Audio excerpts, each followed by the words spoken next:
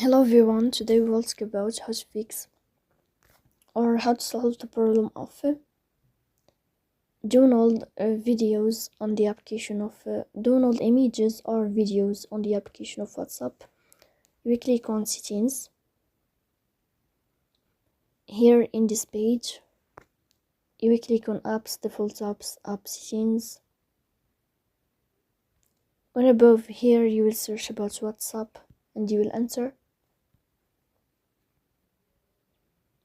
Then in this page of app info, you will click on first stop and you will click OK. Here we go to storage. After that, we click on clear cache.